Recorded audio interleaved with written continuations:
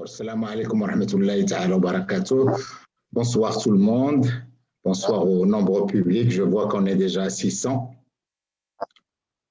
Donc, aujourd'hui, on va faire une conférence qui mélange les neurosciences avec la spiritualité.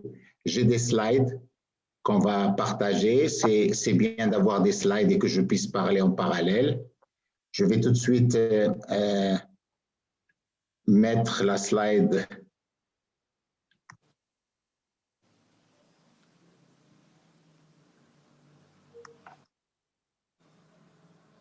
Partager, voilà.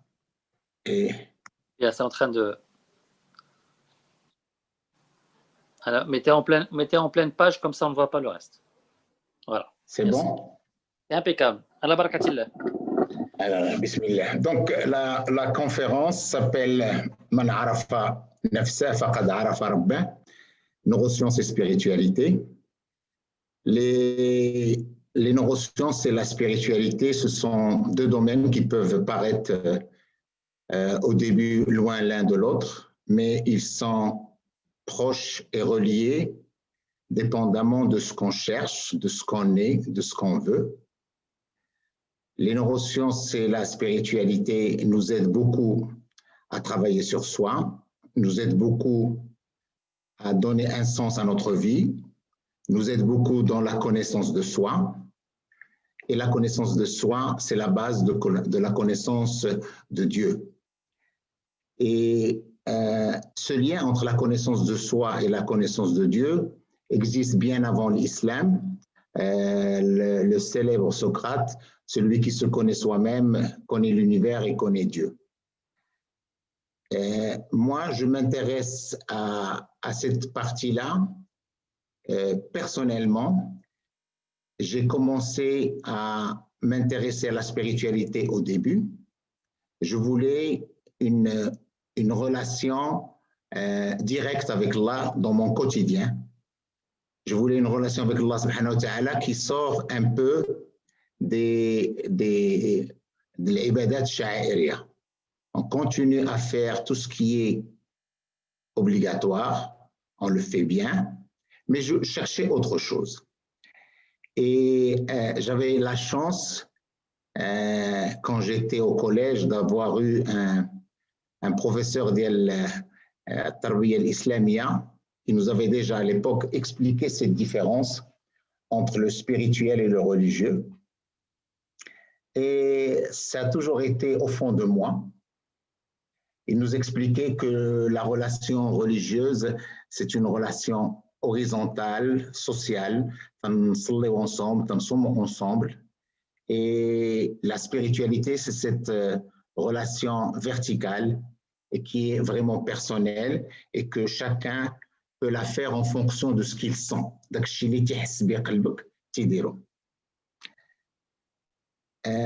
Moi, j'ai commencé cette relation spirituelle avec Allah subhanahu wa ta'ala d'une façon spontanée. Quand j'étais au Canada, parce que j'ai passé une dizaine d'années au Canada, j'ai fait mes études là-bas, j'avais un ami canadien qui me racontait son histoire avec sa religion et avec son lien avec l'Église. Il me disait qu'il allait à l'Église chaque samedi et qu'il se réveillait le matin.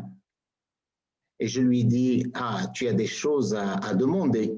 Il m'a dit, non, moi quand je vais à l'église, je ne demande jamais rien à Dieu. Je le remercie pour ce que j'ai. Ça m'a été dit par un Canadien il y a plus qu'une trentaine d'années. Et ça m'avait marqué. Et je lui dis, pourquoi?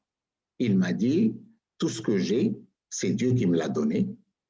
Et les problèmes que j'ai ou ceux que je n'ai pas, c'est un peu ma faute, c'est à moi de travailler.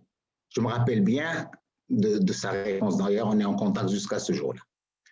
Donc, je suis allé, moi aussi, dans cette voie simple. J'ai commencé des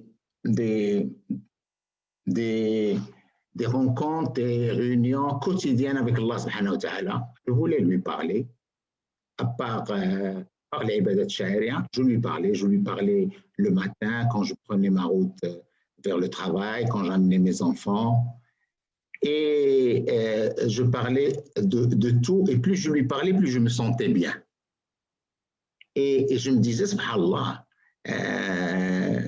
j'ai toujours compris dans le Coran que nafs, c'est quelque chose d'important, et que si on comprend bien l'ayat, si on comprend bien les messages du Coran, Dieu serait notre meilleur psychologue.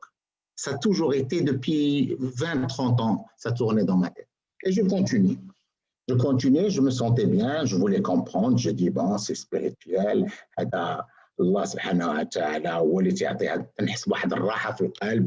et je faisais ça tous les jours jusqu'à aujourd'hui. D'accord? Et c'est là où j'ai eu ma première expérience avec une grande expérience scientifique sur les neurosciences. C'est un livre qui a fait tout le déclic. C'était en 2016, il y a 4 ans. C'est un neuropsychiatre célèbre en France qui a écrit ce livre, Psychothérapie de Dieu. Mais le livre, TF1, le premier réflexe, on va encore tomber dans ces trucs-là, les Français d'Akshi. Mais quand je l'ai écouté, je suis parti tout de suite l'acheter et j'ai compris exactement pourquoi j'étais bien depuis quelques années, chaque fois que j'avais mes réunions régulières, quotidiennes avec Allah subhanahu wa ta'ala. Donc lui, il raconte une histoire qui n'a rien à voir avec la religion. C'est un scientifique. Il disait que chaque fois qu'il allait en Afrique ou en Asie, non seulement il trouve que les gens pauvres sont mieux, sont bien, acceptent la vie, mais ils lui ont toujours posé une question pour laquelle lui n'avait pas de réponse scientifique. Ils lui ont dit, Boris, pourquoi l'église, le jama, la synagogue, on se sent bien? Pourquoi? Lui, il comprenait, mais il n'avait pas de réponse scientifique. À son retour, c'était 2013, à son retour, avec des collègues dans des universités américaines et suisses, ils ont fait une étude sur 3 ans, sur 3000 personnes, où ils ont mesuré ce qui se passe dans le cerveau grâce à la technologie de l'IRM fonctionnel, grâce à des scanners, et ils sont arrivés à la conclusion: quand tu penses à Dieu, quand tu es en connexion avec Dieu, peu importe ta religion, peu importe ta croyance, quand tu es en relation avec une divinité, ton cerveau fait fonctionner ce qu'on appelle le circuit de la récompense. C'est le même circuit qu'on fonctionne lorsqu'on a une augmentation de salaire, lorsqu'on a un beau cadeau, lorsqu'on nous dit de belles choses. Il y a ce circuit de récompense qui donne ce qu'on appelle les hormones du bonheur, en premier lieu la dopamine. Et alors, moi j'ai lu tous les détails du test et envoyé les scanners et envoyé les gens qui viennent et qui on leur demandait de faire une prière, et ils rentraient dans le scanner, et il y avait des neurologues, des purs neurologues, qui analysaient ce qu'ils voyaient. Et c'est très simple. Ce bien-être, c'était un impact direct entre leurs croyances et le cerveau. Donc le cerveau réagit positivement de la même façon que n'importe quelle chose matérielle. Et ça donnait l'explication à ça, et ça m'a fait tellement plaisir. J'ai continué, je lui ai envoyé un mail, il m'a donné des détails. Il m'a envoyé une vidéo qui m'a beaucoup marqué. Quand il a fait les entretiens pour le lancement de son livre avec une chaîne française, la chaîne française lui a dit: ne dites pas, vous ne croyez pas en ça. Il a dit: c'est pas moi, c'est la science. Moi, je fais rien. Moi, j'amène des gens, ils rentrent dans le scanner, il y a des neurologues purs qui analysent. Il a dit, nous sommes un pays laïque. Il a dit, ça n'a rien à voir avec pays laïque. Moi, je suis scientifique et je cherche à comprendre.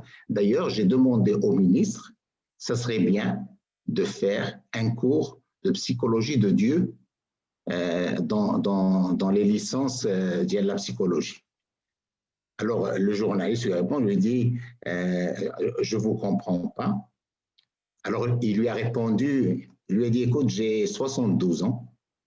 Je fais ça depuis une cinquantaine d'années. Avec tous mes amis psychologues, on a toujours compris qu'on était les seuls à pouvoir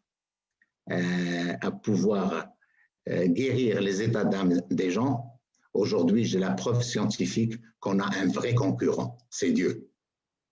Et c'est depuis ce jour-là où je me suis intéressé à la neuroscience. Et vous ne pouvez pas savoir quel effet, moi, en tant que musulman et en tant que scientifique, ça donne un mélange extraordinaire. Et je me suis intéressé, je dis, je vais encore comprendre plus, parce que plus je comprendrai, plus je connaîtrai comment moi, en tant qu'être humain, je fonctionne. Et cette affaire de dopamine ou de sérotonine ou d'autres hormones, c'est des choses extraordinaires. Et je vais vous donner un petit peu en 2 ou 3 slides cet organe qui est le cerveau. On parle bien de l'organe cerveau. Le mokh, on ne parle pas de l'aql, c'est une autre histoire. On ne parle pas de l'aql et on ne parle pas de l'qalb, c'est une autre histoire. On parle de l'organe physique. On est dans des données scientifiques. Donc, notre cerveau, ce qu'il faut savoir, c'est qu'on traîne avec nous et on transporte des millions d'années d'évolution. Nous avons un système reptilien qui est responsable de tout ce qui est survie. On doit manger, on doit se nourrir, on doit se reproduire, d'accord, qui est le premier. Après, avec l'évolution, il y a le système limbique, qui est le système émotionnel, qu'on appelle le cerveau émotionnel, qui s'occupe de tout ce qui est émotion et dont on partage une partie commune avec l'évolution indépendante des animaux. Et puis, il y a le cortex cérébral, tout ce qui est rationnel, le cerveau rationnel, qui est l'être humain, c'est celui qui a la partie la plus développée de toutes les créatures, et en particulier le cortex préfrontal, donc le front à l'intérieur. Ça, c'est la partie la plus avancée, c'est les fonctions suprêmes. Donc, c'est là où il y a l'intelligence, la logique, les prises de décision, le langage et la mémoire. Et nous pouvons, selon notre expérience, nos comportements, avoir n'importe quel type de réaction. On n'est pas tout le temps rationnel et tout le temps on pense avant de prendre une décision et on écoute. Non, parfois, le système limbique, quand il y a de la violence, quand il y a de la colère, quand il y a de la peur, c'est lui qui essaie de prendre le contrôle. D'accord. Donc, nous transportons ça. Toutes les recherches aujourd'hui, depuis une vingtaine d'années, il y a des investissements, je dis bien en milliards de dollars, parce que les GAFA, les Google, Facebook, Amazon, s'intéressent beaucoup à comprendre comment fonctionne le cerveau, pour la simple raison parce que derrière ça, il y a de l'intelligence artificielle qui doit aussi continuer à se développer. Mais les choses sont beaucoup avancées depuis 20 ans, mais il y a beaucoup de choses qui restent à faire. Alors, en quelques chiffres, nous avons un cerveau qui pèse 1,4 kg. Il ne représente que 2% de notre poids. Mais il a besoin de 20% de notre énergie, principalement glucose et oxygène. Donc, c'est un organe qui consomme beaucoup d'énergie. Et il est fait à peu près de 80% d'eau. Sa complexité vient, il y a 100 milliards de neurones, d'accord, de cellules nerveuses. Il y a 100 milliards de neurones de cellules nerveuses. Bon, il y a des études qui disent que c'est 86 milliards, mais on est dans le 10 à la puissance 9. Donc, et à la naissance, on a ça, d'accord. Ce qui est extraordinaire, et ce qui compte, Et ce qui définit l'intelligence, ce n'est pas ni le poids, ni le nombre de neurones. C'est le nombre de connexions. Et chaque neurone peut faire à peu près 10 000 connexions ou synapses par neurone. D'accord? Et pour vous donner une idée, donc on est en train de voir qu'il y a 100 milliards de neurones, 10 000 synapses par neurone. Donc, on est dans du 10 à la puissance 15. Donc, c'est des chiffres faramineux. 10 à la puissance 15 connexions possibles dans notre cerveau. Tous les scientifiques, surtout les astrophysiciens, ils considèrent que c'est l'organe le plus merveilleux et mystérieux et complexe à la fois. Pour vous donner une idée, notre cerveau, c'est à peu près un cube de 11 cm de côté. Donc, 1 cm3, il y a à peu près 1000 milliards de neurones. Et on va voir comment les neurones, si on sait les connecter, qu'est-ce qu'ils peuvent impacter notre santé psychologique, notre santé physique. Ils n'en parlent pas dans les sciences, et notre santé spirituelle aussi. Là, je montre un petit peu, pour montrer la complexité. Un neurone, il peut être à peu près 1 micron, donc c'est 1 millimètre qu'on divise par 1000, donc vraiment c'est très petit, on ne le voit pas à l'œil nu. Il peut aller avec la connexion jusqu'à 2 mètres. Donc les connexions les plus longues, ils peuvent aller du cerveau jusqu'à l'orteil. Il y a des imaginez notre corps avec 1 million de milliards de connexions. Donc, pour chaque neurone, nous avons à peu près 10 000 connexions et l'information chimique et électrique, c'est comme des fils électriques. Ils voyagent à 400 km par seconde. C'est là où ils donnent les neurotransmetteurs, ils donnent les hormones, les plus connues, les hormones du bonheur. Et aujourd'hui, rien qu'avec ça, la science est perdue. Elle a besoin au moins d'une 50aine d'années pour comprendre comment un neurone, comment une khalia asabia, elle peut faire un maximum de 10 000 connexions par neurone. Ce qui est important, c'est qu'ils ont découvert il y a une vingtaine d'années, ce n'était pas le cas avant, ils croyaient que quand on essaie, le nombre de neurones diminue, ce qui est faux. Le cerveau continue à fabriquer des neurones pendant une grande partie de notre vie. Et cette fabrication dépend de nos comportements, dépend de est-ce qu'on lit tous les jours, est-ce qu'on apprend, est-ce qu'on joue, est-ce qu'on fait du sport, est-ce qu'on mange bien. Tout ça est lié à la neurogénèse et on continue à fabriquer les neurones pendant une grande partie de notre vie. Et vous savez combien des maladies comme l'Alzheimer, dont la raison principale, c'est la perte de certains neurones. Ce genre de choses, le connaître tôt, anticiper, peut nous faire éviter beaucoup de choses.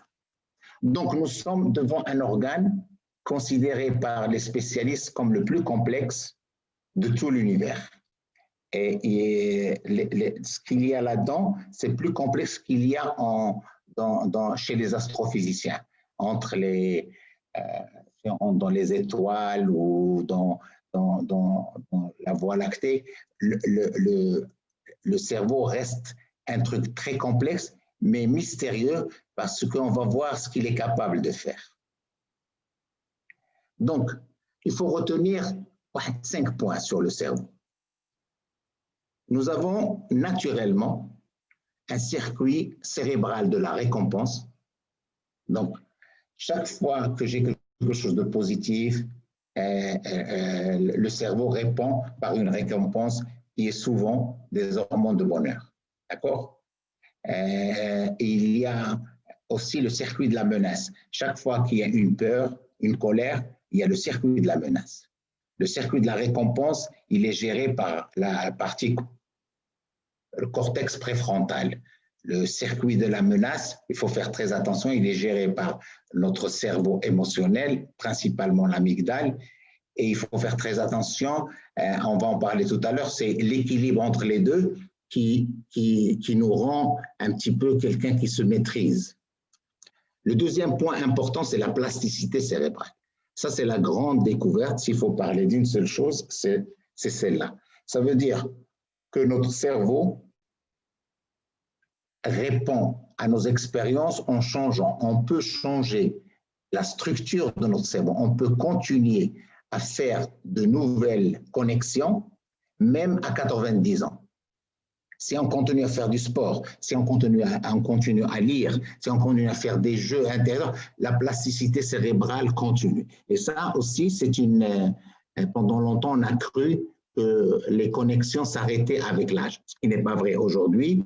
Il y a des gens qui ont 90 ans et qui continuent à produire des connexions, donc à rendre le cerveau en meilleure santé. Nous avons un cerveau conscient et un cerveau inconscient. Pour vous donner une idée, 95% de notre cerveau est inconscient. Il n'y a que 5% qui est conscient. Et là, parfois, ça nous joue beaucoup de tours. Mais le fait de savoir, le fait de s'intéresser, on peut aussi gérer ce va-et-vient entre le conscient et l'inconscient. Nous avons un esprit qui vagabonde, d'accord? Et ناخذ l'exemple ديال ملي تنكونوا تنصليو je sais pas pour ceux qui m'écoutent mais moi ça m'arrive d'abord c'est souvent rapide TGV parce que زربانين ما تناخذوش داك الوقت mais pas en tout cas pas toujours et la deuxième chose c'est que la pensée ديالنا تدينا المشاكل اللي عندنا تقدر تدينا d'une façon consciente ou d'une façon inconsciente volontairement ou involontairement. Mais il y a des moyens. Il y a des moyens. Par exemple, moi, j'ai fait des exercices. J'ai compris que pour être le khushu', il faut être le conscient. Et il y a des répétitions à faire. Et parmi les meilleures répétitions qui permettent à la pensée de rester contrôlable, un cheval, il faut le dresser. On arrive à dresser la pensée avec dhikr. Avec dhikr dans le sens glorification. Subhanallah, alhamdulillah. Et tu arrives à avoir une pensée contrôlable et tu es le khushu'. Et même neuroscientifiquement, on a montré que quand tu n'es pas le khushu', l'impact de la prière sur ta santé psychologique, c'est-à-dire sur la fabrication des neurotransmetteurs, dopamine, sérotonine, est faible. Donc, il y a ici des choses à faire, à appliquer pour son quotidien ou appliquer pour sa religion. Quatrième point important, le cerveau se nourrit de l'autre. Notre cerveau est social de nature. Il ne peut pas vivre seul. Et ça, on pourra en parler. Il y a les neurones miroirs. Quand des expériences ont été faites quand on ne pense à rien, notre cerveau va directement dans la partie du cerveau pour rentrer en contact avec l'autre. Donc, nous sommes structurellement sociables. C'est-à-dire, si on n'est pas social, on ne va pas survivre. Et notre cerveau se nourrit aussi des nouvelles choses, que ce soit les études, que ce soit les livres, que ce soit les jeux. Et on va voir, il y a aussi l'inné et l'acquis. Il y a beaucoup d'études qui ont été faites là. J'ai pris un exemple concernant l'inné, on va le voir tout à l'heure. Alors, le voilà. Ça, c'est il y a une équipe qui s'est intéressée au cerveau du bébé à la naissance. Ça, c'est des vraies photos, c'est des vrais tests. Et la première chose à savoir, c'est que le cerveau du bébé a exactement le même nombre de neurones, 100 milliards de neurones, que l'adulte. Mais ce qui est extraordinaire, وهذه parmi les choses اللي عاوتاني ملي فهمتها قربتني الله سبحانه وتعالى بزاف. أنا je vais vous expliquer. Ça, c'est un bon exemple. À la naissance, le bébé, il a un cerveau qui a déjà cette faculté d'apprendre. Ce qu'il faut savoir, c'est que les meilleurs logiciels actuels de l'intelligence artificielle n'ont pas cette faculté d'apprendre. Alors que le bébé a. L'intelligence artificielle est puissante. Elle est en train de prendre une grande partie dans notre vie. Mais l'intelligence artificielle, par exemple, une intelligence artificielle qui veut reconnaître un chat, il a dans sa mémoire 1 million de photos de chats. Donc, il a besoin d'une base de données énorme. D'accord? D'où les big data. Donc, mais la faculté d'apprendre, chercher à apprendre, on reste toujours supérieur aux meilleurs logiciels d'intelligence artificielle. Et il y a ce livre que je recommande fortement de Stanislas Denae qui s'appelle Apprendre. Et le mot apprendre m'a beaucoup interpellé. Je suis rentré en contact avec son équipe et surtout quand ils m'ont dit que un de leurs buts, c'est essayer de comprendre comment un bébé à la naissance apprend. Et dans ce livre, on voit des choses extraordinaires. On voit le bébé, quand on lui montre des lettres, il y a un circuit cérébral qui s'allume. Quand on lui montre des chiffres, il y a un autre circuit. C'est comme il y a des trucs qui sont déjà innés. Il fait la différence entre des consonnes et des voyelles. C'est comme il y a déjà une préstructure pour apprendre. Il est même, et ça c'est extraordinaire, j'ai vu l'expérience, il a des capacités de probabilité. Tu as fait calculer. Un bébé, il a 1 mois le bébé, hein? On met dans une urne, ceux qui connaissent la probabilité, tu dis 5 les boules blanches et une boule rouge. Si c'est la boule blanche qui tombe, c'est normal parce qu'il y a 5 sur 6, le bébé ne réagit pas. Au moins, il mesure le ciel, il ne réagit pas. Si la boule rouge tombe, donc ça veut dire la probabilité est faible, il fait sortir les yeux, il regarde pendant une fraction de seconde. Donc ça l'étonne. Ce n'est pas normal pour lui. À la naissance, il a ça. Et moi, j'ai essayé de faire le lien avec Iqra. D'ailleurs, j'en ai parlé avec un des personnes de la recherche chez Stanislas et je lui ai dit, sans rentrer dans une discussion religieuse, je lui ai dit, écoute, le premier mot, c'est Iqra. Moi, Iqra, je ne le traduis pas toujours par lit. Je trouve que cette traduction ne donne pas la réalité parce que Iqra, pour moi, veut dire apprendre, veut dire comprendre. Iqra, lit, pour moi, c'est tilawa. Le journaliste, yatlou l'akhbar, ماشي يقرأ الأخبار. Donc, il y a cette nuance-là parce que dans l'arabe, c'est Iqra, mais dans beaucoup de traductions, je lis, ben, c'est lit, et je trouve que ce n'est pas ça, c'est apprendre. Lorsqu'on dit à notre enfant, c'est Iqra, il va lire un livre, va apprendre, va comprendre, fait les exercices. Donc, c'est extraordinaire ce livre-là, et ils sont en train de faire une recherche parce que je lui ai montré l'aya ديال apprendre, اقرا, et je lui ai montré l'aya ديال وعلمنا آدم الأسماء كلها.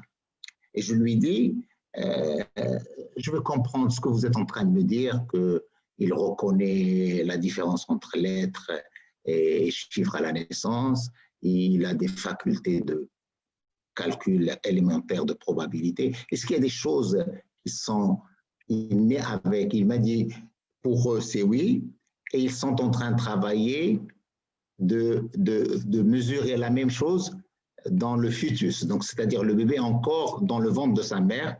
Ils vont essayer de calculer ça.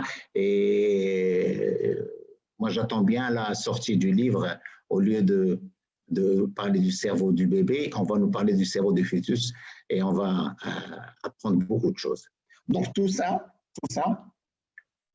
moi, j'essaie de me connaître moi-même et ça m'approche beaucoup de Dieu.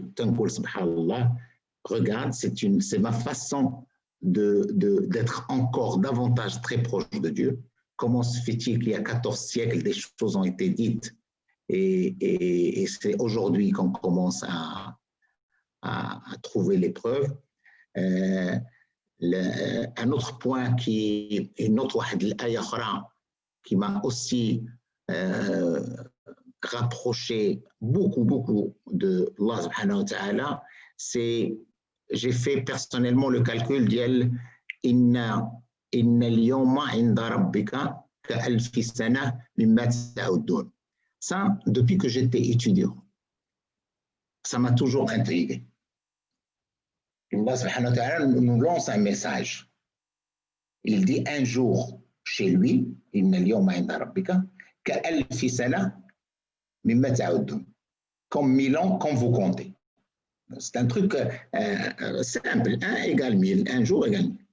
Et alhamdoulilah, طول الله العمر حتى لواحد النهاريات j'ai pris un Excel, j'ai communiqué avec des amis il y a 3 ans, j'ai fait le calcul de A à Z. Ceux qui veulent le faire, ceux qui sont scientifiques, moi je les recommande de le faire, c'est bien. J'ai fait le calcul j'ai calculé, et ça se fait facilement, le nombre de kilomètres que la Lune fait autour de la Terre en un mois, puis en un an, et puis en 1000 ans. Et c'était un peu compliqué parce que la Lune a une trajectoire elliptique déformée et qui se déforme aussi en fonction du temps. J'ai contacté des amis au Canada qui, à la fin de compte, m'ont envoyé une étude de la NASA sur ce calcul-là, que j'ai refait comme ça pour le plaisir. Et quand j'ai trouvé le nombre de kilomètres que la Lune fait en 1000 ans et que j'ai divisé par une journée, parce que moi, qu'est-ce que je cherchais? Je cherchais une vitesse. Pourquoi? C'est comme on vient de me dire, la Ferrari fait en 1 heure ce que la bicyclette fait en 24 heures. La réponse est simple, c'est une question de vitesse.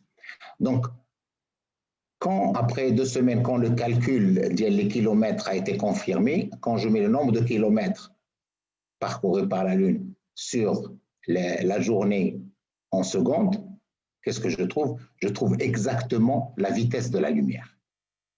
Je trouve exactement la vitesse de la lumière. J'ai refait le calcul plusieurs fois. Je suis de formation scientifique et je fais très attention pour ne pas tomber dans des pièges. J'ai fait confirmer ça par des amis, par des inconnus. Et quand tu vois ça, tu te dis, subhanallah, il y a 14 siècles, parce que la vitesse de la lumière, c'est 1 siècle qu'elle a été découverte. D'accord? Il y a 14 siècles, un rapport dans le Coran, 1 jour égale 1000 ans. Et ça t'approche encore plus de Dieu et ça te fait aimer Dieu et ça te fait connaître Dieu. Et je ne sais pas, il y a quelque chose d'extraordinaire. Moi, je me rappelle quand j'avais fait cette démonstration, je crois que c'était la dopamine. J'ai senti quelque chose d'extraordinaire. Et moi, je suis sûr qu'il y a beaucoup d'exemples comme ça, mais moi, je veux faire des trucs comme ça simples. Donc, ceci, c'est surtout pour nourrir ma foi. J'adore nourrir ma foi. On a besoin de ça. Mais j'essaie toujours de me rapprocher de Dieu par mon comportement au quotidien. Je vais prendre un cas que j'ai détaillé, c'est le cas de la gratitude. J'ai résumé ce que dit la science et avec des amis, on a résumé ce que dit le Coran. Et on est rentré dans les détails et voilà ce que ça donne. Donc, lorsqu'on fait de la gratitude, ملي نحمدوا نشكروا ربي ملي تنكونوا معترفين بالنعم ديالنا عندنا 2 impacts. كاين واحد l'impact sur le cerveau qu'on appelle biologie cérébrale, c'est la fabrication de la dopamine, sérotonine. Ou كاين un impact aussi sur la neuroplasticité, c'est-à-dire la structure du cerveau. À part ça, en bas, la conséquence de ça, c'est que tu as un impact sur les autres, un impact social. tu es plus empathique, tu es plus résilient et tu es plus positif. Et ça, tout ça, j'ai essayé de résumer une dizaine d'années de recherche sur la gratitude. Et chaque mot, chaque conclusion, c'est une recherche scientifique. Ce qui est important, c'est l'axe en bas. On voit pensée, émotion, pratique, rituel. Ça, c'est le degré de la gratitude. La gratitude, on peut dire de plusieurs façons. نقدر نفكر ونقول يا ربي تنحمدك ونشكرك. نقدر ندوز une émotion نحس بها. نقدر ندوز la pratique نكسبها. Aujourd'hui, en Occident, les études et les recherches dans la gratitude, vous pouvez imaginer combien de recherches et combien d'argent est investi là-dedans. Parce qu'ils ont compris, que c'est un besoin. N'oublie pas que l'Occident, d'une façon générale, tout ce qui est antidépresseur, c'est une grande consommation. Donc, ils ont compris que c'est un besoin. Et la deuxième chose, c'est que chaque fois qu'ils font des analyses, ils trouvent des bienfaits cachés de la gratitude. Surtout quand tu commences à la faire comme rituel. Tous les jours, tu l'as fait, quelles que soient les circonstances, tu es dans la gratitude. Les anglo-saxons sont très forts là-dedans. Alors, nous avons quand je pense et je dis shukran, c'est la dopamine, donc l'hormone du plaisir. Quand je transforme cette pensée en émotion, ou bien que j'écris tous les matins, je suis reconnaissant pour des choses pratiques, ça devient de la sérotonine. La sérotonine, contrairement à la dopamine, c'est le plaisir éphémère. La sérotonine, on appelle ça bonheur, mais c'est exactement le mot exact utilisé par beaucoup de scientifiques, c'est le contentement. Le contentement, la sérénité, le contentement, moi je le traduis comme le qana'a, d'accord? Et quand tu passes, ça devient pratique tous les jours, rituel, en plus de la biochimie, en plus de ces antidépresseurs naturels, tu changes tes comportements.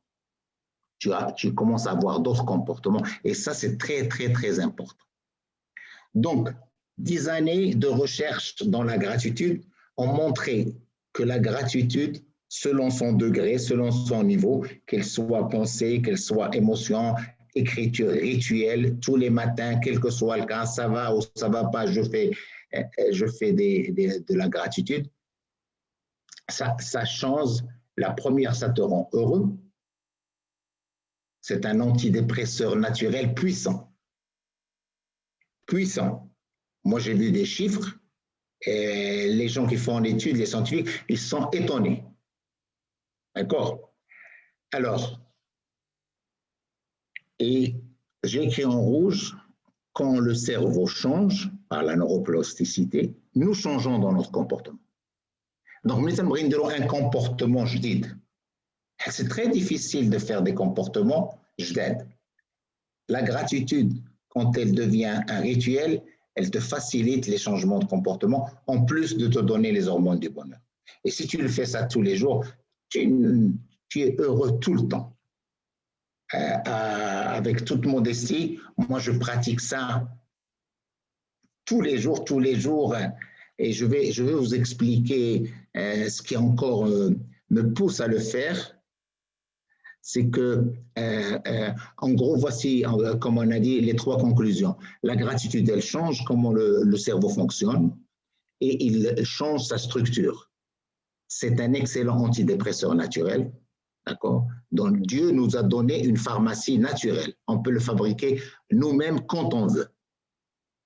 Et la gratitude améliore le lien social. Ça, c'est très important. Quand on devient empathique, quand on devient résilient, les gens connaissent aujourd'hui à quel point l'empathie est importante et à quel point on commence à la perdre. Comprendre les émotions de l'autre, comprendre à quoi pense l'autre, agir. Les gens comprennent l'importance de la résilience. On ne peut pas parler de résilience, mais plus tu es reconnaissant, plus tu fais de la gratitude, plus tu es dans la résilience. La résilience, moi je la définis d'une façon simple. En physique, en mécanique des matériaux, la résilience, c'est la force, c'est la résistance au choc. Et dans la vie, il y a des chocs. Donc, c'est ta résistance au choc de la vie. Plus tu es reconnaissant, plus tu résistes au choc de la vie. Et ils ont fait ce lien-là entre les gens qui étaient dans la gratitude comme pratique, comme rituel, et ils sont devenus très résilients et ça les aide. Parce que الحياة ما فيهاش غير الحوايج الزوينين، فيها المشاكل وفيها des chocs. Il faut savoir les accepter avec contentement, avec sourire. هذه الحياة. Ou scientifiquement, ça a été démontré. Après, je suis parti avec mes amis et on a dit أنا نقراو الآيات ديال الشكر في القرآن ونشوفوا شنو حكمة الله. Pourquoi il nous a demandé de pratiquer le shukr. Donc, جمعنا واحد 10 الآيات. Je crois qu'il résume bien ce que la science de la gratitude ou les recherches ont fait. On va prendre وحدة بوحدة rapidement. واشكروا نعمة الله إن كنتم إياه تعبدون. هذه personnellement تيقول لنا الله سبحانه وتعالى إلا تتعبدوني شكروني على النعم اللي تنعطيكم. simple. إلا تتعبدني شكرني على النعم اللي تعطيك. C'est comme le minimum, le SMIC de la gratitude. Une fois التدبر في هذه الآية، أنا دوزت الوقت معاه بزاف. La méditation. تندوز الآية الثانية. وإن شكرتم لأزيدنكم. Donc, il nous demande نشكروه إلا كنا تنعبدوه وتيقول لنا إلا شكرتوني غنزيدكم. Ça c'est كلام الله. هادو هما لي ميساج اللي تيعطونا فيهم حكم. Et la science a démontré que plus tu es reconnaissant, plus ça va bien. La troisième ayah, que je trouve encore le fun, c'est celle-là. وَإِن تَشْكُرُوا يَرْضَاهُ لَكُمْ. Donc, non seulement إن شكرتم لأزيدنكم غنزيدكم، ولكن لا, je vais être satisfait. رضا الله. رضا الله راه هو لوبجيكتيف نيميرو 1. ما نكرهوش كنا يكون الله راضي بنا، بحال رضت علينا الوالده، الله سبحانه وتعالى راضي عنا. وان تشكروا يرضاه لكم. هذه سي ما ليكتور افيك دي زامي. دونك كاينين واحد الايات هما 3 تيقول لك الا تتعبدوني شكروا النعم اللي عطيتكم، وبلو تشكروني بلو غنزيدكم، وبلو تشكروا بلو انا راضي. مي il passe premier truc. لا نريد منكم جزاء ولا شكورا. Ça c'est très important. Dieu بغى يعطينا un message حكمة. malgré le bienfait ديال الشكر وغنزيدكم، أنا ما محتاج للشكر. لا نريد منكم جزاء ولا شكورا. Pourquoi? من شكر فإنما يشكر لنفسه. Et c'est vrai, aujourd'hui, quand tu fais la gratitude, le premier gagnant, c'est toi. Tu achètes gratuitement un des meilleurs antidépresseurs naturels sur la Terre. Et c'est prouvé. C'est prouvé scientifiquement et c'est prouvé par la pratique. Donc, هادو كلهم آيات في القرآن وتنحاولوا نريزيميو à peu près الحكم في حكمة واحدة، لو رول ديال الشكر في الحياة ديالنا. من بعد قلنا قليل ما تشكرون. Ça c'est la nature ديال الإنسان l'être humain. malgré هذا الشيء كله واخا الشكر مزيان لينا حنا، et on a vu dans les recherches scientifiques, il y a très peu qui disent qu'ils sont reconnaissants. D'accord? Et il finit par une ayah qui est قليل ما تشكرون وقليل من عبادي الشكور. Moi personnellement, j'ai toujours confondu هاد لي دو آيات قليل ما تشكرون وقليل من عبادي الشكور. pour moi ça voulait dire la même chose alors que c'est pas vrai. كاين فرق كبير بين الشاكر والشكور. بغى يقولنا الله سبحانه وتعالى قليل ما تشكرون, donc il y a peu parmi vous qui disent qu'ils sont reconnaissants, et dans ce peu là il y en a encore très peu qui sont shakour. Au shakour, contrairement à shakir, shakir il reconnaît النعم اللي عنده. الشكور على وزن فاعول كاين المبالغه, il reconnaît النعم اللي عنده tout le temps. Ça va, il reconnaît, ça ne va pas, il reconnaît tout le temps. donc كاين واحد الفرق كبير بين الشاكر والشكور اللي فهمته انا مع الوقت. وملي شفنا قبيله لو غرافيك ديال لا غراتيتود فلاكس, كاينه لا غراتيتود qui peut être une pensée, je suis reconnaissant, une émotion, je suis reconnaissant, et un rituel. Quand ça devient une pratique rituelle, c'est que tu deviens un peu shakour, c'est-à-dire tu remercies tout le temps, quelles que soient les circonstances. donc هذه الحكمه ديال الشكر في القرآن, وهاد لا نيونس بين الشاكر والشكور جعلتني نمشي une étape plus loin. un truc اللي أنا بيرسونيلمون ما قالوا لي حتى شي حد. هاد الشاكر والشكور من أسماء الله الحسنى. دونك الله سبحانه وتعالى تا هو تيشكرنا. هاد لا نيونس انا ما كنتش عارفها. ملي تيعطينا النعم حنا تنشكروه, وملي تنديروا شويه ديال الحسنات تيشكرنا. وهما في اسماء الله الحسنى الشاكر والشكور. اي الا جبدنا الايات كي بارل دو سا, من تطوع خيرا فان الله شاكر عليم. فوالا Dieu qui nous dit merci parce que طوعنا درنا واحد الخير. C'est très important. أنا ملي تنقرا هذا الشيء تنشوف des gens qui ont de la difficulté à dire merci ou à être reconnaissant ولا تيدخلوا في شي فلسفة. والله سبحانه وتعالى. الآية الثانية وقالوا الحمد لله الذي أذهب عنا الحزن إن ربنا لغفور شكور. هنا عاوتاني الله الفوق شاكر وهنا شكور. donc il est avec nous شاكر وشكور. et il y a une troisième, هنا كاين العفو وكاين الشكر. إن تقرضوا الله قرضا حسنا يضاعفه لكم ويغفر لكم والله شكور حليم. chaque fois كاين parfois العفو مع الشكور, كاين الحلم مع الشكور, كاين عليم العلم مع الشكر. donc الله سبحانه وتعالى عنده واحد لا غولاسيون طيبه معنا, خصنا نفهموا هذا الشيء. Et moi, j'ai appris deux choses.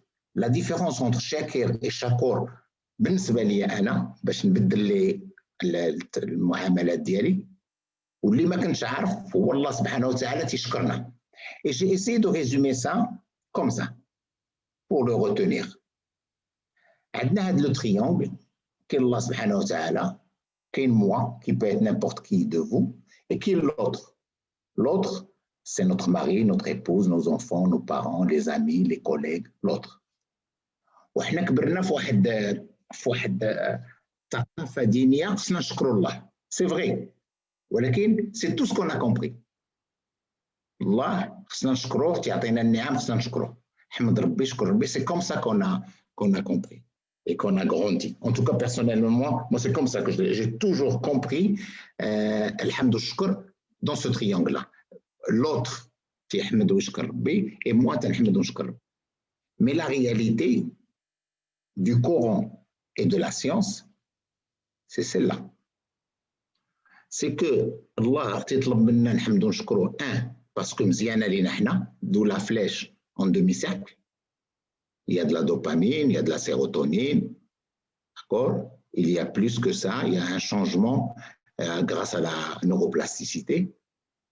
La deuxième chose, c'est que Allah subhanahu wa ta'ala يقدر يشكرنا toutes les flèches vertes. Et خصنا نشكروا بعضياتنا. هذه مهمة بزاف. حتى الله سبحانه وتعالى لا يريد منا جزاء ولا شكورا. Pourquoi? Il sait ملي تشكر راسك مزيانة لك انت. tu es en bonne santé physique, tu es en bonne santé psychologique. وخصك تشكر الآخر. من لا يحب الناس من لا يشكر الناس لا يشكر الله. Donc, pourquoi il nous demande ça? Pour la raison sociale, c'est très important. Imaginez dans un travail où il y a la gratitude, les patrons avec les ingénieurs, avec les cadres qui se disent merci pour chaque travail selon des valeurs et des principes. Il y a d'ailleurs beaucoup d'entreprises qui font de la gratitude une valeur. غير في الدار عندنا في العائله ديالنا مع nos parents ولا مع وليداتنا ولا مع nos maris ولا مع les amis. Imaginez كاين شكرا وكاين ميرسي وكاين سي نورمال بان العلاقات غيكونوا طيبين وبان لي ريلاسيون سوسيال سون تري امبورطون. دونك هذه هي الحكمه ديال القران في الشكر. الميساج اللي عطانا الله سبحانه وتعالى واخا تيقول لنا شكروني il n'en a pas besoin, c'est nous qui avons besoin parce que c'est bon pour nous, c'est bon pour la relation sociale. Et Dieu, lorsqu'on fait un peu de bien, تشكرنا à sa manière de نعم أخرى.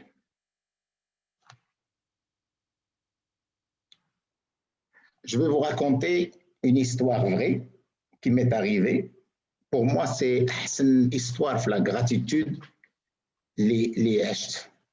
هذه واحد 2 ans كنت في لي رو كنت جيت زرقتوني.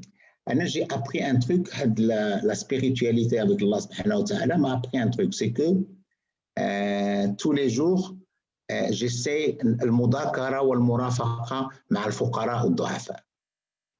تنكون بالطوموبيل ماشي تنوقف نعطي صدقة، لا تنوقف وتنجلس وتنذاكر 5 minutes 10 minutes. c'est extraordinaire. تنذاكر مع الجارديان، مع داك l'handicapé، مع داك العمى. Je fais ça jusqu'à ce jour. Ça t'apprend beaucoup de choses dans la vie. Beaucoup de choses. Alors واحد النهار أنا غادي لو ريفليكس جاني بان ليا واحد السيد عمى. Donc le temps que je stationne pour lui faire traverser la route, ça c'est une histoire vraie. حدا lycée ليوطي جا واحد السيد هو اللي قطعو، مشيت تبعتو كوميم، شديتو من يدو تيبيع دوك لي كلينكس ديال 2 دراهم، خديت من عنده دي كلينكس اي بديت مع المذاكره. اون جينيرال ملي تنبدا المذاكره تنجبدو سوا لا فامي لي زونفون سوا تنجبدو الكره الوداد الرجاء. دونك جبدت قلت له واش كاين شي دراري؟ قال لي لا. قال لي ولكن انا ما بغيتش. هو عمى بصير عينو بيضين وشاد لي يدو. قلت لي علاش ما بغيتيش؟ هو يشد لي يدي هو يقول لي انا بصير امي بصيره، الا جبت شي مراه ما نخرجوا عليها. قال لي بواحد الطريقه سامبل ساج. قلت له فين دابا الوالده؟ قال لي الوالده صيفط ليها الله سبحانه وتعالى واحد الجاره هذه 45 عام هي مكلفه بها مزيان، وانت؟ قال لي انا غادي نوصل عليهم في العشيه. قلت له سيدي تبارك الله عليك. ويقول لي سماك الله. قلت له يوسف. شتي يوسف؟ انا حامد وشاكر ربي. وي جا شد لي يدي مزيان ويقول لي عرفتي علاش حامد وشاكر الله؟ قلت له علاش؟ قال لي حامد وشاكر الله حتى ربي عماني غير في عيني ما عمانيش في قلبي. ويقول لي الآية إنما لا تعمى الأبصار ولكن تعمى القلوب التي هي في الصدور. Il est parti, on a fait la bise, il est parti. مشيت أنا لأن كافي comme on dit en langage simple مرفوع. السيد عمى العينين وحامد وشاكر ربي وتيقول لك ça aurait pu être pire. والحمد لله ملي عمل ليا غير العين ما عماش ليا القلب. Ça c'est je l'ai vécu et ça a complètement changé des choses en moi. Parce que tu te compares et tu regardes كيفاش انت tu as 10 000 choses mieux que lui et tu trouves encore des moyens pour respecter ou se plaindre. وهاد les histoires الله سبحانه وتعالى تيصيفط لي وحده في العام وحده tous les 6 mois. C'est bien, c'est des leçons vraies de la vie.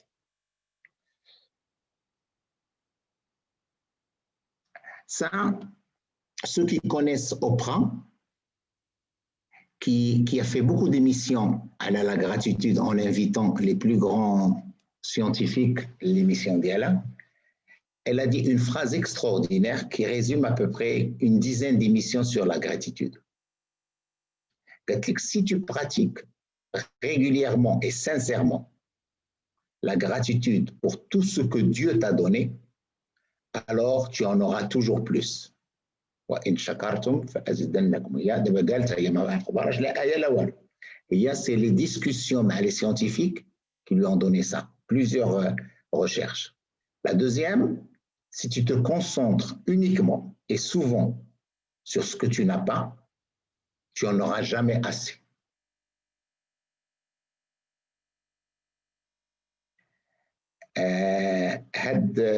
La deuxième partie, أنا personnellement تعجبني واحد الآية تعلمت منها بزاف، هي إن الإنسان لربه لكنود. هذه c'est un réveil important pour notre relation à Dieu. Dieu nous le rappelle. إن الإنسان لربه لكنود. الكنود, si on veut l'expliquer simple, c'est هذاك اللي تيحسب المشاكل اللي عنده، هذاك اللي ديما تيشكي، شاد ورقه وستيلو هذه سان فا با وهذه جيمري بيان لا فوا وهذه جو لي با يو وهذاك الشيء. هذا الانسان الكنود، كونتريرمون باغ اوبوزيسيون للشكور اللي ديما تيحمد ويشكر ربي كيلكو سوا لا سيركونستانس، كيلكو سوا لي سيركونستانس. عنده لي شوز اللي بغا تيحمد ويشكر ربي، عنده مشاكل تيصبر وشكور. الصبور والشكور تيحمد ويشكر ربي، سا فا باسي سا بو ايت بيغ. ما عندوش اللي بغا تيحمد ويشكر ربي، راه ربي بغى لي الخير، هو اللي عارف الخير ديالي. كونتريمون دونك اون ايسي في الحياه ديالنا pour ne pas être des canauds, soyons des chakors tous les jours, et c'est possible, c'est à nous de changer ça. Moi j'essaie de le faire tous les jours, je pense que je m'améliore tous les jours شويه، وتنطلب ربي في les rencontres quotidiennes باش هذه القضيه نتحسن فيها حتى هي. On va parler rapidement d'un deuxième cas. La gratitude, c'est un circuit de récompense qui te donne les hormones du bonheur. نهضروا على الغضب ولا الغيظ. الغضب فيه درجات، والدرجة العليا للغضب هو الغيظ. Et on veut voir qu'est-ce qui se passe lorsqu'on se met en colère, qu'est-ce qui se passe dans le fonctionnement. Et ça nous arrive tous de se mettre en colère. Et il y a ce terme que j'écris en rouge qui peut arriver, ce qu'on appelle le détournement émotionnel, que je vais expliquer maintenant. Rappelez-vous que le cerveau d'Yanna fait le cortex préfrontal, ou le cerveau rationnel, fait le système limbique, ou le cerveau émotionnel, fait le système primaire. Au milieu du système limbique, le cerveau émotionnel, il y a l'amygdale, c'est là où il y a la colère. D'accord? Et on garde des réflexes, l'évolution d'Yanna. Quand on se met en colère, l'amygdale essaie de prendre le contrôle et il fait trois choses. Soit il fuit, soit il darbe, le combat, soit il bloque. D'accord? Et pour faire ça, il y a comme un conflit entre le cortex préfrontal, le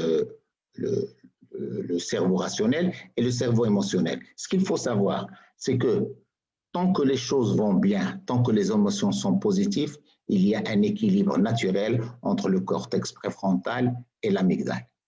Quand il rentre en conflit, et quand l'émotion est forte, c'est toujours le système émotionnel qui gagne. Et pourquoi on appelle détournement émotionnel? Parce que le cortex préfrontal ou le pilote, quand les choses vont bien, c'est lui qui raisonne, c'est lui qui analyse, c'est lui qui dit c'est bon, c'est pas bon, la résolution du problème. Mais quand il y a des émotions fortes, l'amygdale prend le contrôle du pilote, ce qu'on appelle un détournement émotionnel, et lui n'a pas le temps de réfléchir. Soit il va fuir, soit il va rentrer en combat, soit il va bloquer. Un des meilleurs exemples ici, ceux qui connaissent le foot, en 2006, Zinedine Zidane dans la finale de la Coupe du Monde, son problème avec le joueur qu'il a insulté, c'est ça. C'est qu'il a perdu le contrôle de la raison et ben, il a choisi le combat. Et ça peut nous arriver tous. On s'énerve tous dans nos maisons, avec nos époux, nos épouses, avec nos enfants. Il faut savoir le contrôler. Et il y a les techniques pour contrôler ça. Celle qui est la plus utilisée, c'est l'intelligence émotionnelle, que je résume ici. Ce qu'il faut savoir de Dhaka al-Atifi, c'est qu'avant de voir le modèle, l'effet et 4 compétences, l'intelligence émotionnelle, ce n'est pas un truc vraiment 100% émotionnel. La réalité, c'est un va-et-vient continu entre le cortex préfrontal, qui est la raison, qui est le rationnel, et l'émotionnel. Il faut réguler la colère, il faut simplifier. Donc, celui qui sait faire ce va-et-vient, il peut contrôler cette colère-là. Et nous, le Coran nous parle beaucoup de ça. Mais la tardab, parce qu'il y a une fraction de seconde, il ne faut pas prendre de décision. Alors, pour développer le va-et-vient, il y a le modèle de l'intelligence émotionnelle qui a été développé par les grands monsieur Salovey et Meyer dans les années 90, les premiers qui ont utilisé l'intelligence émotionnelle. Salovey, il est maintenant président de l'université d'Yale. Il a le plus grand département d'intelligence émotionnelle. Il est en train de mettre à les écoles de la région l'intelligence émotionnelle, mais le primaire. Alors, 4 compétences. La première compétence, la conscience de soi. C'est-à-dire, quand il y a une émotion forte, que ce soit la colère, que ce soit la peur, que ce soit la tristesse, parfois la joie, il faut savoir identifier, étiqueter. D'abord, savoir de quoi il s'agit.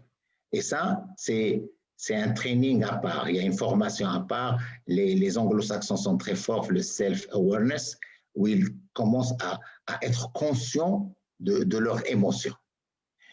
Une fois que tu es conscient de tes émotions, tu passes à la deuxième qui est plus difficile, qui est la maîtrise de soi. La maîtrise de soi, l'islam, nous avons grandi avec, on a donné beaucoup d'importance à la confiance en soi. C'est bien, mais on a négligé la maîtrise en soi dans l'éducation, dans notre éducation et dans l'éducation de nos enfants. La confiance en soi, elle est importante, mais il faut faire attention. Elle habite à côté de l'arrogance. Donc, il faut savoir faire l'équilibre et rester conscient. Par contre, la maîtrise de soi, c'est différent. Tu dois maîtriser tes émotions, tu dois les réguler. Et là, il y a aussi des techniques. Donc, la compétence 1 et la compétence 2, c'est la relation avec toi-même. Une fois que tu es conscient de tes émotions, une fois que tu les régules bien, tu peux passer à la troisième, c'est la conscience des autres, c'est l'empathie. Donc, l'empathie, c'est quand fait à 3 niveaux. C'est que tu penses ce que l'autre pense. Le deuxième niveau, tu sens ce que l'autre sent. Et le troisième niveau, tu passes à l'action et tu aides la personne à régler son problème. La compassion. D'accord? Donc, aujourd'hui, il y a dans certains pays où l'empathie, ce sont des cours obligatoires depuis l'âge de 5 ans. Le Danemark, la Suède, ils ont imposé des cours d'empathie. Comment tu aimes l'autre? Comment tu aimes l'autre? Dès l'âge de 4 ans jusqu'au bac, toujours des cours d'empathie. Comment comprendre l'autre, aimer l'autre et collaborer avec l'autre. Et si tu es conscient de tes émotions et si tu régules et et tu maîtrises tes émotions. Et si tu es empathique avec les gens, donc ta relation avec les autres est excellente. Ta relation avec tes enfants, ta relation avec ton mari, avec ta femme, avec tes enfants, avec les collègues. Et probablement, c'est que souvent, quand on voit que les relations aux autres ne vont pas, on oublie qu'on a raté soit un truc, soit on n'a pas maîtrisé soi, soit on n'était pas conscient. Et aujourd'hui,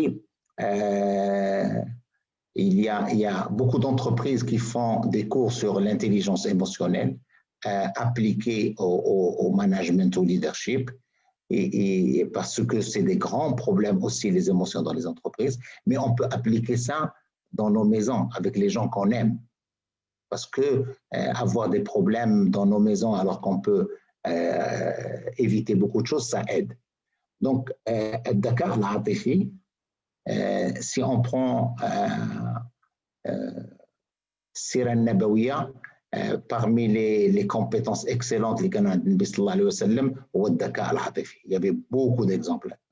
Qu'aujourd'hui, on l'explique différemment et surtout, on l'explique qu'il y a deux parties du cerveau qu'il faut savoir équilibrer avec le moment de l'ghadab. Alors, Allah subhanahu wa ta'ala a واحد الأهمية les gens qui maîtrisent leur colère. Et هذه الآية أنا تعجبني بزاف وسوفون تندبر بها بزاف هي باسكو سارعوا إلى مغفرة من ربكم وجنة عرضها السماوات والأرض أعدت للمتقين. شكون هاد المتقين؟ كاينين ثلاثة: الذين ينفقون في السراء والضراء. Ceux qui donnent, ils ont ou là ils n'ont pas. Ça c'est extraordinaire. Ça va, ça ne va pas, il donne. Il l'a, il n'a pas, il donne. Donc ça c'est catégorie 1. Al-Qadhimin al-Ghayt. Qadhimin al-Ghayt, c'est ceux qui essaient de maîtriser leur colère. C'est le Ghayt, c'est plus que la colère, c'est la rage. ظلمتيني ملي ظلمتيني ما جاوبتكش شديتها عندي وجيسي دو ميتريزي. Et c'est quand tu arrives à maîtriser, donc tu as des qualités d'intelligence émotionnelle. Deuxième catégorie. Et troisième catégorie, donc non seulement où j'ai maîtrisé ma colère, mais je t'ai pardonné. Wallahu yuhibbul muhsinin. Donc Allah subhanahu wa ta'ala, ceux qui maîtrisent leur colère, ceux qui pardonnent aux gens, ceux qui t'attendent, c'est ça ce qui est extraordinaire. Et c'est ça la différence entre donner quand on a, c'est bien, on en a besoin, et Dieu, il faut essayer de les appliquer, il faut essayer de les faire passer à nos enfants. D'accord? Donc, القادمين الغيط, si je me rappelle bien, il y a 2 semaines, كان سي هشام دار واحد سميتو واحد une conférence على الجنة, et je crois ils ont le bab numéro 8, donc عندهم باب spécial في الجنة. Donc ça veut dire maîtriser sa colère lorsque quelqu'un t'ظلمنا, qu'il soit un collègue, qu'il soit dans la famille, qu'il soit nos enfants, nos parents, la maîtrisité de la colère ou douce, Allah subhanahu wa ta'ala غادي يخلصك. C'est pas facile, mais c'est très utile. Parce que si tu laisses la colère a des impacts très négatifs sur la santé. Quand on ne pardonne pas, ça devient encore pire, la santé psychologique et physique. Donc, nous devons tous apprendre à être des 3 catégories. D'ailleurs, si on veut être المتقين الذين ينفقون في السراء والضراء الكاظمين الغيظ والعافين عن الناس. Alors, là, j'ai mis un livre, pour ceux qui s'intéressent, je l'ai lu dernièrement, c'est un des plus beaux livres que j'ai lus. C'est écrit par une Américaine, une neuropsychologue d'une université américaine. Le problème, c'est que ce qu'elle explique là, Pour moi, elle explique le Coran. Qu'est-ce qu'elle dit? Le livre s'appelle La loi divine de la compensation. Al-Qanoun al-Ilahi li Ta'wid. Personnellement, j'ai toujours aimé qu'il y ait deux lois universelles divines. La loi divine de la récompense ou la loi divine de la compensation. La loi divine de la récompense, قانون إلهي للجزاء معروف. الله سبحانه وتعالى بزاف الآيات الصدقة بعشر أمثالها. Donc chaque fois que tu fais quelque chose de bien, tu as ta récompense. Tu l'as sous forme de biens matériels, de biens non matériels, tu l'as dans cette vie, tu l'as dans l'autre vie, mais qui n'a une loi واضحة. أنا ما عنديش فيها gramme ديال الشك. Par contre, la loi divine de la compensation, on en parle moins. هذه الأولى تقول لك إلا درتي الخير tu vas être récompensé، والثانية تقول لك إلا ظلموك tu vas être compensé. Le livre, qu'est-ce qu'elle dit? C'est une femme qui raconte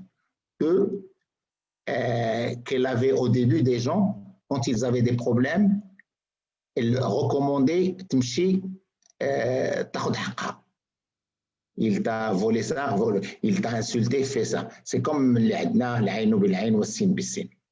Et après, elle a compris que ça posait beaucoup de problèmes dans la société, des problèmes pour les personnes. Donc, elle est partie dire et faire des thérapies, comment maîtriser sa colère. Et elle a appris à maîtriser sa colère.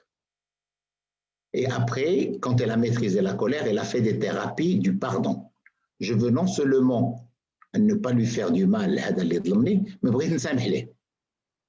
هادشي كله مكتوب في الليل. تعلمت les thérapies سامحت ليه. Une autre étape, c'est que non seulement j'ai maîtrisé ma colère, non seulement je lui ai pardonné, mais elle dit c'est des prières qu'il fait 5 minutes par jour pour cette personne. On me dit pourquoi? Ça y est, tu as maîtrisé la colère, c'est bien, tu as pardonné. Elle a dit non. Elle a dit que Dieu a une loi de compensation. Et il a dit que cette loi de compensation, elle se trouve quelque part dans l'univers.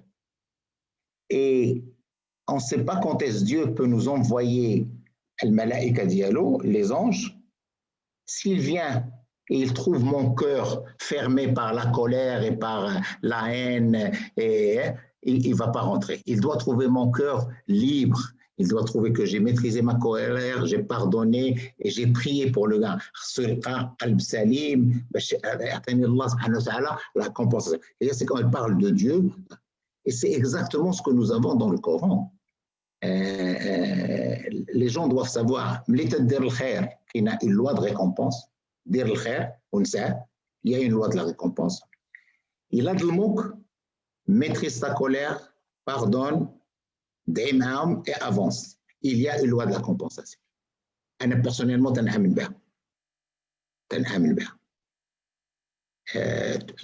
ça arrive, il faut voilà, il faut être, mais parfois, ça arrive, faut. Surtout quand on est avec des gens qui aiment, des gens qu'on aime. Ça arrive beaucoup pour les familles.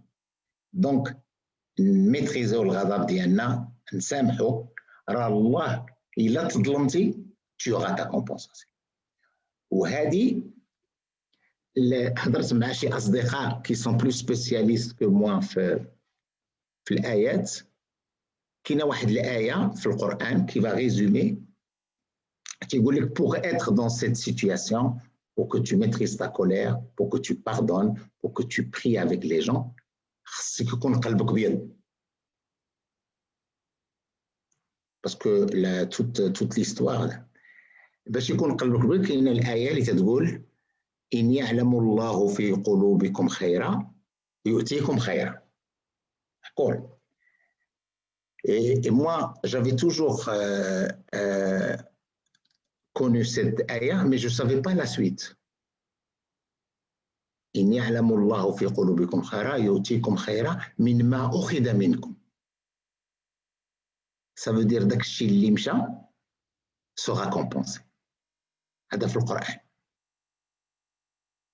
Et had l'approche, ce que dit la science, ce que dit le Coran, elle renforce non seulement ma'rifatullah, mais mahabbatullah.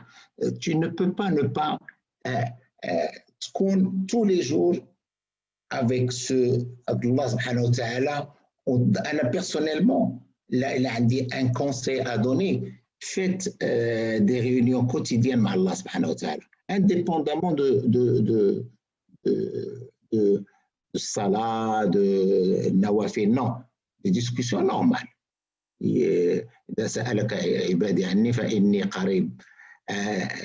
Faites-le, discutez, comme si vous êtes allé voir. D'ailleurs, il reçoit quand vous voulez, sans problème, et parlez de vos problèmes.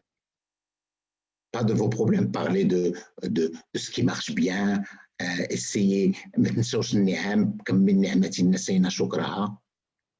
vous allez regarder, tu passes 5-10 minutes, c'est extraordinaire. Extraordinaire. Moi, je le fais tous les jours depuis des années, indépendamment de l'ibadat l'autre. Et c'est très important, je trouve ça très important, même quand je suis au travail, pendant les 8-10 heures de travail, je me rappelle toujours de Dieu. Dieu aime qu'on fasse les choses bien. C'est très important. Et je me sens bien, je me sens très bien. Et la science et le Coran en train de dire que c'est la meilleure chose pour nous. Donc, ce qu'il faut retenir, c'est que les comportements et les expériences émotionnelles et sociales peuvent changer et avoir un impact sur le fonctionnement et la structure du cerveau mieux que les meilleurs médicaments. Que ce soit la gratitude, la générosité, l'altruisme, le contentement, le pardon, la bonne intention, le sourire, le kalimat tayyiba, tout a été démontré scientifiquement. Quand tu parles à quelqu'un avec une parole douce, kalimat tayyiba, tu accélères son système sérotonine.